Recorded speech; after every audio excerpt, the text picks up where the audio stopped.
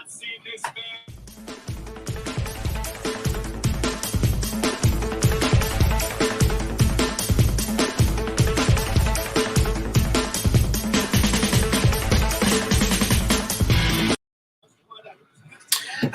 and welcome to the Revolutionary Wrestling Podcast. I am your former 13-time RWP prediction champion, Tony fucking G.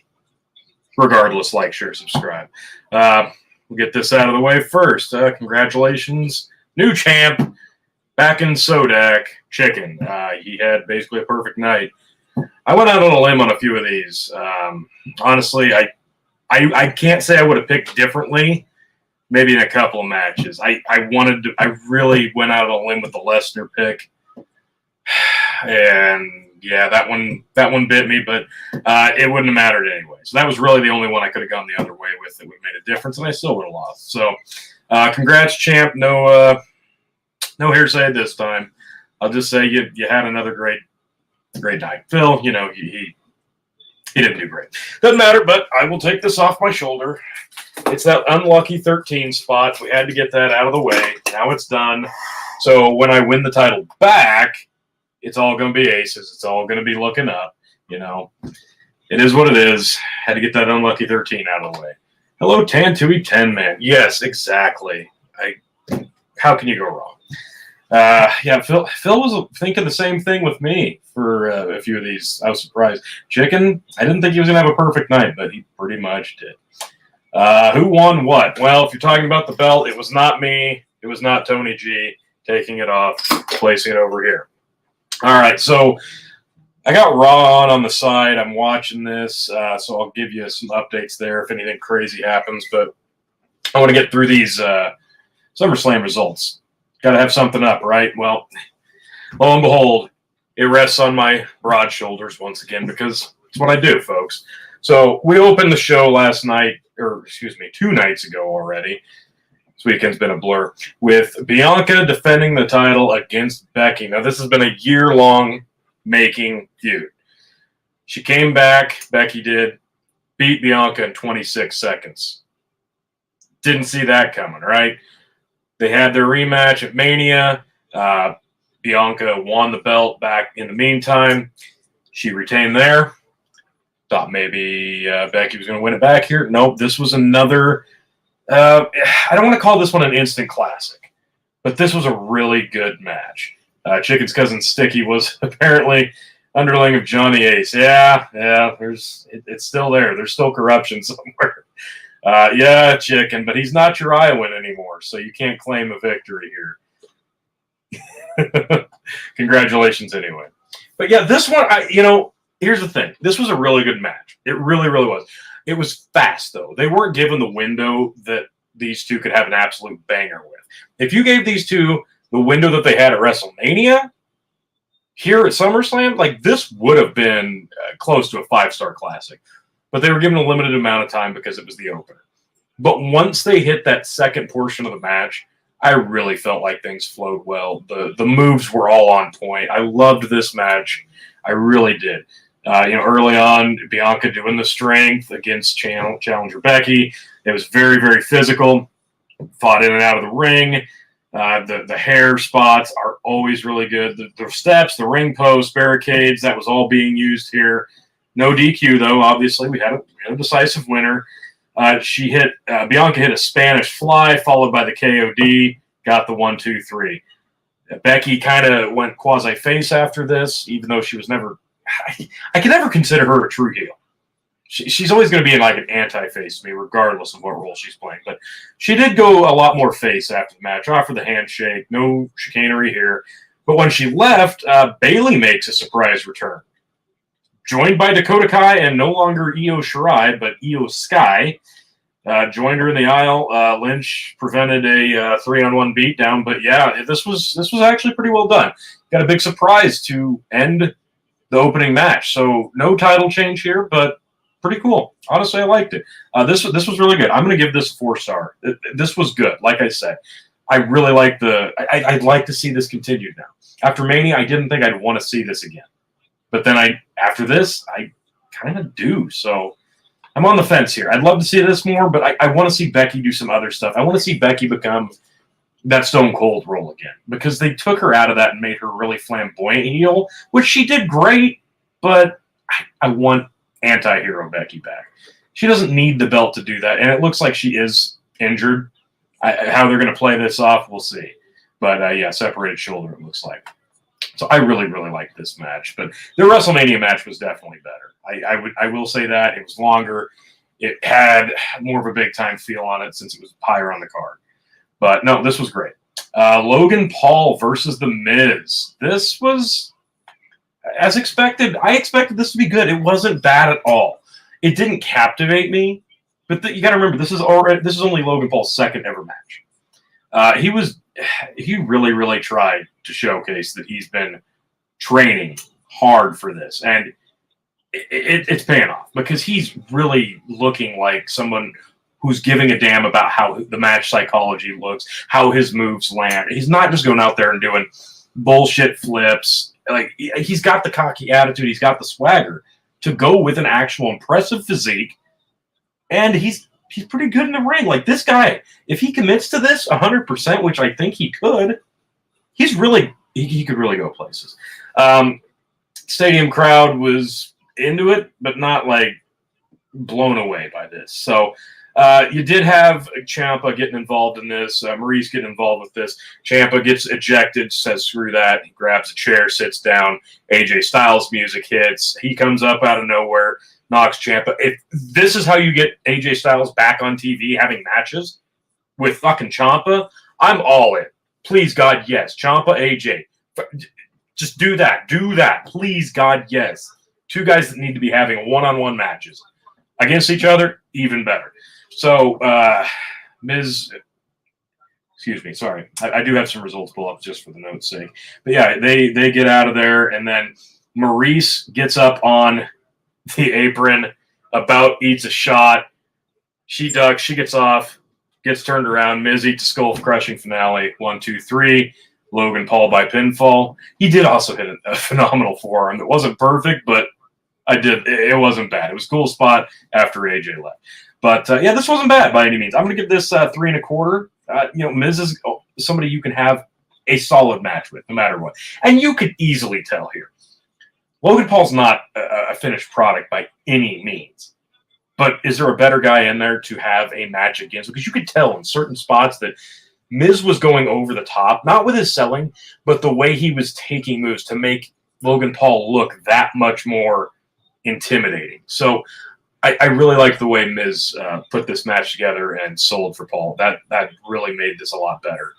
And he's got a really good hang time on everything he does. So I'm looking forward to seeing more from Logan Paul, believe it or not. Yeah, nope, not a bad match at all. The outfits that they wore, my God, beautiful. He did hit a great he jumps over the top rope and hit a great moonsault to the floor. Like I said, all that hang time, he's really got something there as a high flyer. Oh my God, I almost forgot. Yeah, he did a perfect for him. Perfect guy for a guy who's in his second match. Frog splash from the top rope to the outside to the Miz through the announce table. Holy crap. That was a hell of a spot. I didn't see that coming. Great. Yeah, pretty damn good match. Then we go to another decent enough match. Another rematch. Lashley defending the U.S. title against Theory. Now, we kind of expected this to be filler, and it was for the most part. Nobody really expected Theory to recapture the gold in this one, and that's really what this was. This was Theory trying to take advantage of the situation and cheat his way to a title win, to go on and then cash in later and have more belts. That was the plan, right? And regardless of Vince McMahon being gone or not, I don't think it made a difference because, honestly, I don't know that he would have won if Vince were still at the helm. I know people are pretending that now that Vince is gone, he's going to get kicked to the curb. Look, this guy's still a prodigy. He's still impressive. He's still young. Like, he's not going anywhere. You think just because Triple H is in control of creative now that Theory's going to get dumped? Not a chance. Whether you like him or not. Actually, if you don't like him, that means that he's doing something right. Like, this guy, he showed it here. This wasn't going to be a classic. You knew that. But it was going to be a good filler match. Bobby Lashley's doing some of the best work of his career in the last year or so. And it was the same here. This was a good match. He tried to leave at one point to get away from Lashley. Wasn't having it. He throws him in the barricade a few times, gets him back in the ring. But yeah, he's trying to escape to preserve his energy for later on. They're telling a story here. Eventually, Lashley was selling the shots from the briefcase. That was probably a little too much. He needs to look more like a monster. He doesn't need to sell to that extent, but whatever. And then yeah, getting into the Hurt Lock. I mean, it was perfect. Like, this was filler, but it was a perfect filler match, and the right guy won. Theory's rolling dropkick, as noted here. Beautiful, absolutely beautiful. But yeah, this wasn't bad by any means. I'll give this another 3 1/4. Had this been like higher up on the card and we were trying to pretend that Theory was just as powerful as Lashley, it wouldn't have made sense, and I wouldn't grade it as high. Like, this was exactly what it needed to be. She looks like Lady Gaga. Is that directed at Becky? God. Yeah, she gets a little outlandish with her makeup. It's not my favorite. Like I said, I want to get her back to her grassroots quasi Stone Cold gimmick. So yeah, I'll give this another 3 1/4. Not bad by any means. Theory is just so good, and Lashley's a believable champion. He adds some credence to the belt, so keep it on him for now. Don't take it on him. Now we're gonna move on to the Mysterios versus Judgment Day, and this one, this was really disappointing to me. I could not get into this. I just couldn't. So we have Rey and Dominic against Finn and Priest. Now, they won the match on the Go Home Raw, but then the celebration after, they get their asses kicked. So, still, I assumed that, okay, Judgment Day needs a win here. They really do. Because they look so inept. They look so incapable. They're not worth a shit to watch. Nobody cares. They've been demoted to Saturday Night Main Event slot. It's just, they have been relegated to nothing. They turn on their leader, and they immediately get relegated. It's just, I could not get into this at all. I mean, and they could have just made this like a no DQ tornado tag style match, but no, of course not. Why? We're in a blood feud, but we're going to still observe tags. Like, this is where you could have done a tornado tag to make it different than what we just saw. Whatever. But yeah, and then eventually they stopped caring about tags anyway, and yeah, this one fell apart for me. I really didn't care. So then in the middle of the match, we do get the Edge return that's been teased for a while, and to his credit, I think he looks so much better with short hair. Now, I know he changed the look a little bit from face to heel, whatnot, but no, this was a solid look for him. It was more of his Brood era, but with the short hair, the red jacket. I thought he looked great here. Edge looked awesome here. He takes out Priest in the aisleway, which was like 20 miles long. Slides in the ring, hits a big spear. Great spot. Priest gets in, hits him with a spear too. He throws. Who'd he throw into the ropes? Was it Balor? I think. Eats the double 619 1 2 3. So this was just a catalyst to get Edge back. So instead of bringing him back to reclaim his place as the leader, now they're going to feud with him. Obviously, they're not going to win that either because they can't win anything. This is not helping Rhea Ripley or Damian Priest, and especially not Finn Balor. This guy can't even get a spot on WrestleMania anymore, and he's even bitching about that. And WrestleMania is 2 nights. Like, this guy has had such a rough go. You've got to assume that this was the first pay-per-view that Vince McMahon was not technically in control of, right? But you could tell as the night progressed that they were keeping Vince's original vision for this show pretty much alive with some minor tweaks. This is one of those cases because if Triple H is truly 100% control creative, we're going to start seeing Finn Balor win matches. I would fucking hope because he's a big fan of him. Damian Priest, another NXT call-up, same with Rhea Ripley. They're going to start winning, or they might as well just break them up and say, you know what, we tried, this didn't work because it's not working for me. What's Edge going to do? Form a new group, have a 3-on-3, have one of the females not do anything, join him, and one of the other NXT call-ups join him. I don't want to see that. I really don't. I'd like to see Balor and Edge. I think that'd be a great feud. Like that could be fun, but Balor needs to go over. So I don't think this helps anybody. Let's get the feud over here. Let's let Edge get a win, and then everybody can just kind of move on because I'm kind of over it at this point. Judgment Day's been completely wasted, and not a fan. Where do they go from here? I don't know. I really don't. I mean, other than the Edge is going to get his payback. That's it. What are they going to do after that? I don't know. They're going to probably go the way of Retribution and be gone. So I didn't love this. It was a fine enough match, but 275. I couldn't get into it. The sliding splash with the chair was cool. Ray does that better than probably anybody still at this stage of the game. That was a cool little spot. But yeah, I couldn't get into it. Another match I wanted to get more into, but really just couldn't. Corbin versus McAfee. I don't know. I wanted to get more invested in this because I think Pat McAfee, kind of like Logan Paul, another one of these guys who is a real legitimate athlete who came in, took the business seriously, and has a more natural knack for this than a lot of the cosplay wrestlers you see on the independent circuit or some of the guys that even AEW puts on their YouTube shows. Like, these guys are legitimate athletes, have size, look like a wrestler, want to take it seriously, are trying to understand the finer points of what wrestling is supposed to be. So, yeah, I guess I really want McAfee to succeed, but he's not going to be a full-time. He is a color guy. He does his own shows and whatnot, so that he's never going to be a full-time main eventer. Let's not pretend here. But neither is Corbin. So Corbin has kind of taken his place at the helm of being the new Kane. And what I mean by that is, it's hard to describe, but like Kane was one of the safest workers in the business for a very, very, very long time.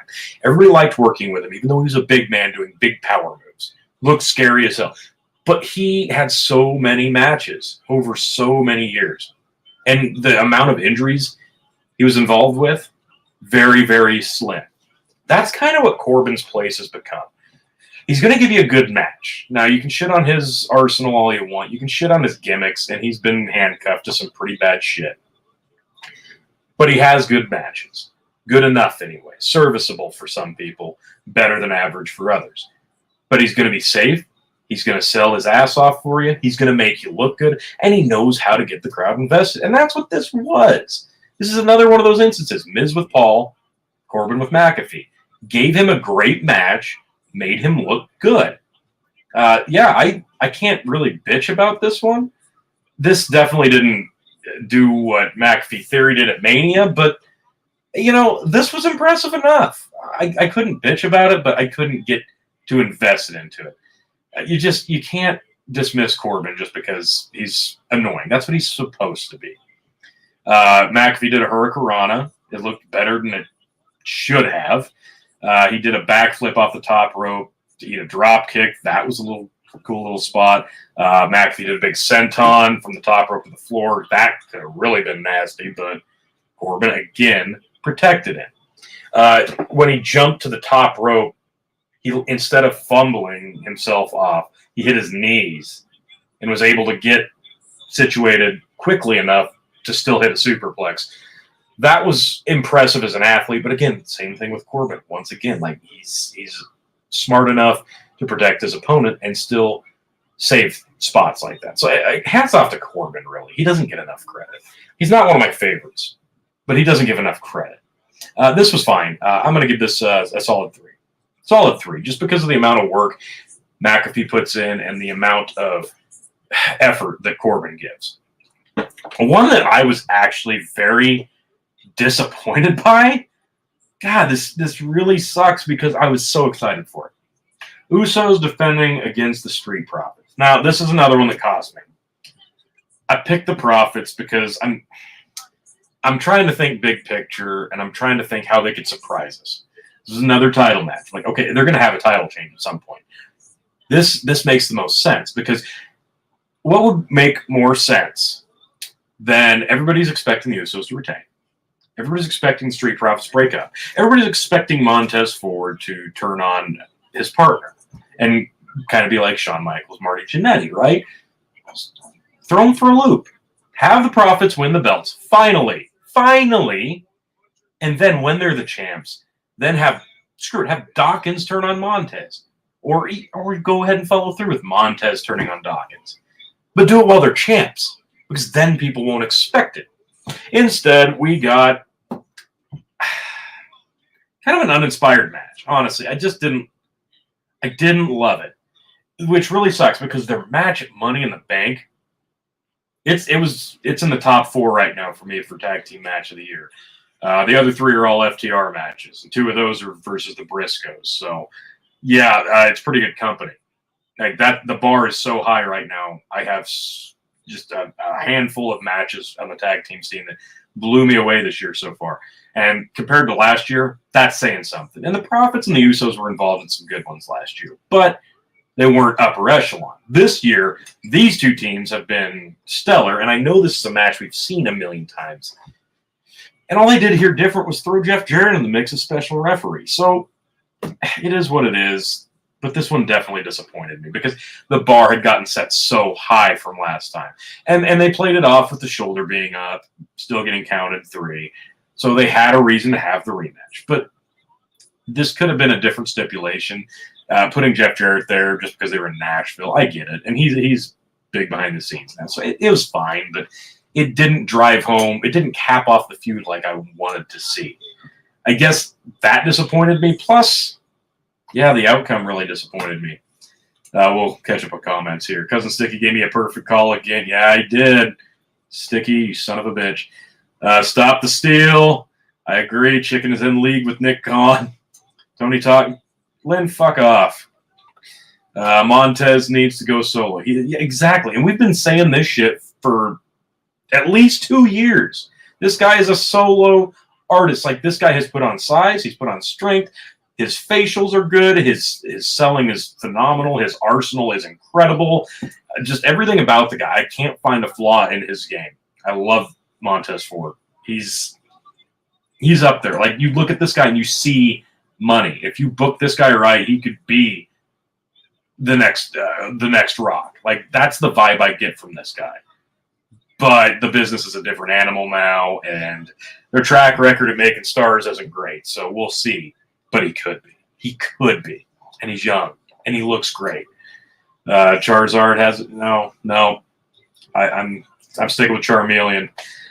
Chicken needs to stop colluding with Cousin Sticky on creative. Apparently, Cousin Sticky works under Triple H. Explains why Chicken picks were lackluster of late and got good sudden. Nothing better to improve reffing by putting in a guy who isn't a professional ref.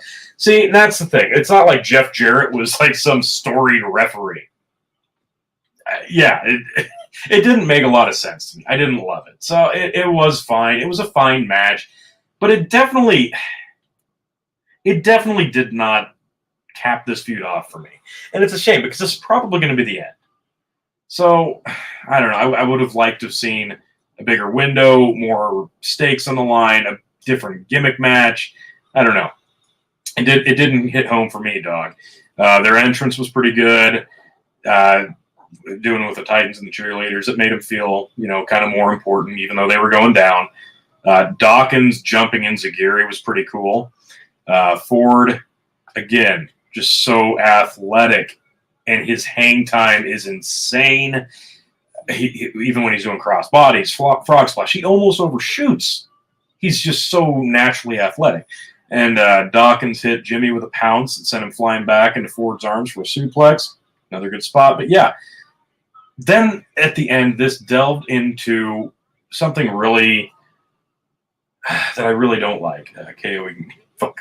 Damn it. Once Montez Ford didn't get the 1, 2, 3, he got mad, getting mad at Jeff Jarrett.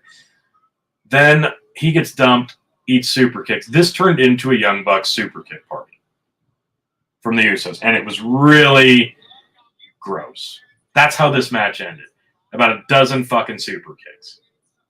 I don't need to see that. Like, why did that? I think that's why this didn't land for me. Because this just delved into an AEW type feel match for me. Special ref, a bunch of super kicks, and the guys who we didn't want to win. I don't know. It just didn't work for me. But I'll give it 3 because these guys are all super talented. Super talented. KOE Nation, Jarrett's claim to fame is hitting people with guitars. Did he do that at one point? No, he didn't.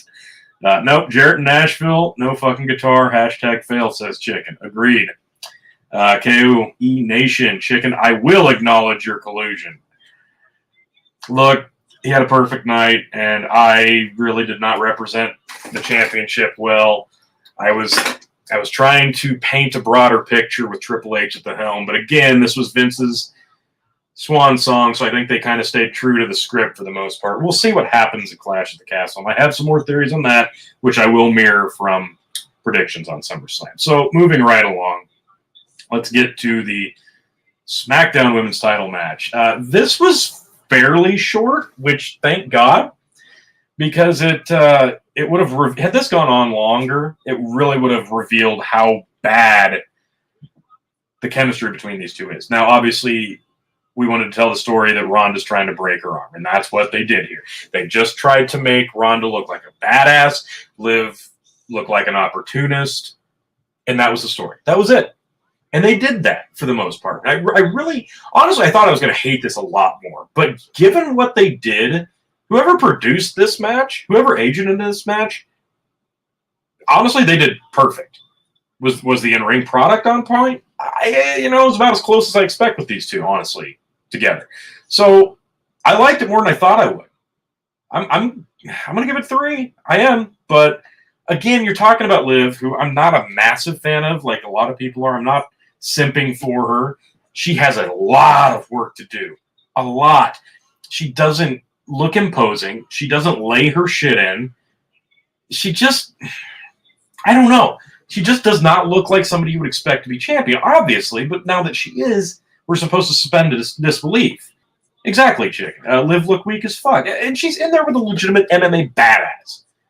This just didn't land in that regard because you had to suspend disbelief so much. But they did a good job telling that story that she's a badass, she's going to hurt you, but Liv's going to take opportunity and run with it. When they locked in the arm bars at the end, she barely gets to the ropes. That was great. I loved that. Barely with her foot. And then she gets it in the center of the ring.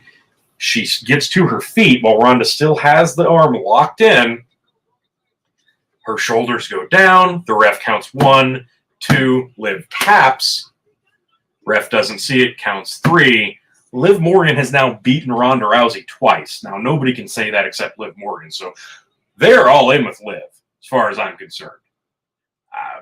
Is it going to work? I don't think it will. Honestly, I think she's the flavor of the month with the fans, and now that they got what they wanted, a belt on her, I think they're going to get bored pretty quick unless she starts really, really knocking out some bangers. I don't know if that's something she's capable of. So, yeah, 3. I'll give it 3. Honestly, it was way better than I expected.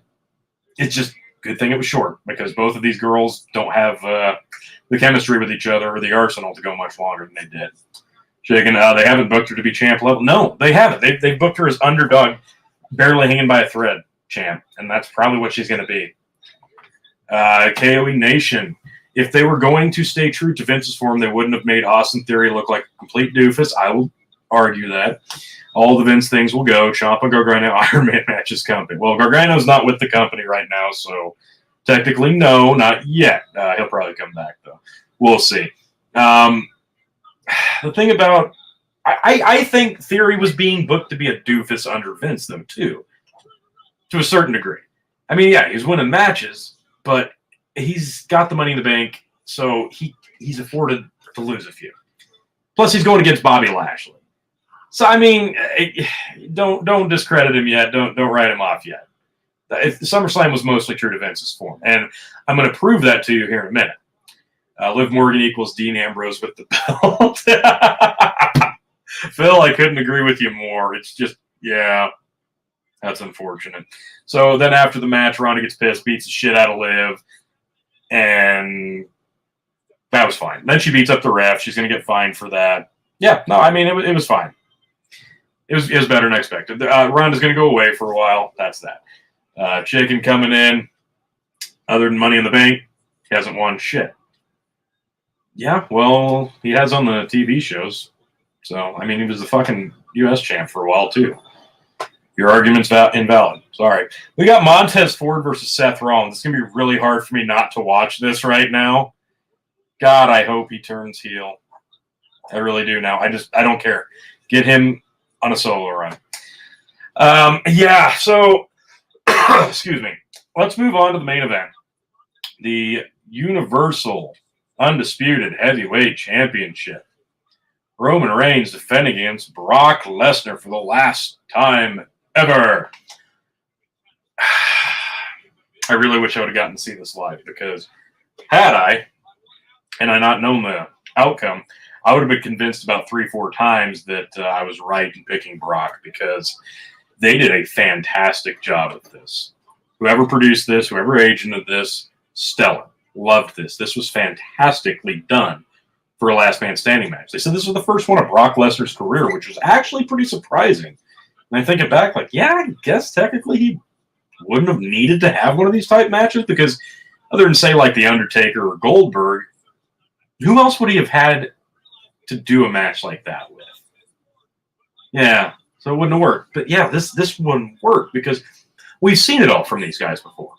We've seen the cage matches. We've seen the title matches. We've seen WrestleMania matches, 3 of them with these guys. We've seen overseas matches with these guys. Like, they've kind of done it all.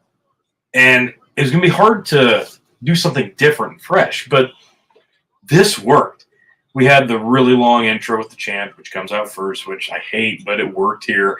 And then Brock comes out and then turns around, grabs a scoop front load tractor, drives it to the ring, climbs up into the bucket and stands there. Intros himself. It was beautiful. And then as Roman is being introduced, he does a Fez press off of the tractor bucket into the ring onto Roman. That was perfect. It was perfect. I loved that. He couldn't have landed that any better. Brock really kind of generaled this match, I felt like.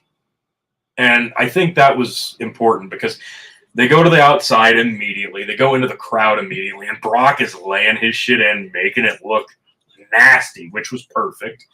They get out there. They start doing some spots. Roman gets a little upper hand, but Brock gets it back, takes him back towards the ring. They start hitting each other with the steps, landing some thick shots there. They get tables out. Brock eats, he took a Samoan drop after getting the table out, eats that, gets up. Then what did he give him the second time? This is a very basic move through the table. And now I'm drawing a total blank, but yeah, he eats 2 table spots back to back. This was great. Then he finally gets back in control, landing suplexes, just being an absolute force to be reckoned with. This was beautiful. He's eating Superman punches and spears, and he's coming back from all of them. I couldn't complain about any of this. The amount of effort that these guys put into every spot, like, you could tell that maybe this really is what they expect to be the last meeting between them, because it was nasty. I loved it. He gets Roman in the bucket of the tractor, dumps him back into the ring. That was a cool spot. And then eventually it happens. Now, I'm sure you've all seen it by now already, but Roman's in the ring, and Lesnar goes outside, fires up the tractor again, and lifts the ring up. He takes one corner of the ring and lifts it completely up, like 10 foot in the air. Roman dumps end over end over end and falls out of the ring. This was a great spot. This was one of those memorable moments. Like, if I would have seen this live, it would have been so much better. I missed it. And it was unfortunate, but I loved this spot. This was fantastic. And I think a lot of people that were there to see it live, that's one of those moments that they'll be talking about. This is going to go on the highlight reel. Cool spot. Loved it. They get on the outside in front of the announce desk. He is absolutely dominating again. The Usos try to get involved. He dismantles them. Roman finally gets back, but it's not really doing much. Roman looks like he's on the ropes at this point. Then Paul Heyman starts begging and pleading for Brock to stop. Here, have the belts. And he puts both the belts on Brock. You're the champ. Congratulations. Just look, he's my meal ticket. Look, you got to leave him alone. Enough is enough. You win. He grabs Paul Heyman, throws Paul Heyman on his shoulders, and F5s Paul Heyman through the announce table. Paul Heyman didn't move for the rest of this. Like, this was perfect. This was closing a chapter. This was dotting the I, crossing the T. And at that point, I'm like, oh, shit. Brock's not going to win this match. Thought I called a good one, but no. I won that what nobody else would see. But nope, I was wrong here. Roman hits the big spear, and now Brock won't stay down. He's throwing everything he has at Brock. Sorry. Theory came. I completely forgot. Theory did show up, tried to cash in, but couldn't. He gets neutralized pretty quick. So he didn't cash in. It wasn't unsuccessful. He still got the briefcase. We'll probably address that on Raw here. But yeah, then Brock will not stay down. He's getting lit up, shot after shot after shot. They're all long, drawn out, 9 counts, barely gets to his feet. Finally, they cover him and the Usos cover Brock with chunks of the announce table, which kind of does reset the count, so I think they fucked up there. But Roman climbs up on top of the debris on top of Brock, raises his arms as he gets the 10 count, but excuse me, yeah. You're kind of playing fast and loose with the rules, but the visual was cool. So Brock loses, Roman retains. It was a hell of a match. It really was. For a last man standing match, this is one of the best, especially in recent memory. I'm trying to think of one that was better, and I really can't off the top of my head. I really enjoyed this. I would watch this one again. This one was a lot of fun. I really wish I would have seen this one live. Really liked it. I don't know if I can give it 4. I'm going to give it 3.85. How about that? It was really good. It was really good. Fuck it, 4. 4. This was great. I really don't have anything bad to say about it. Yeah, this one earned 4.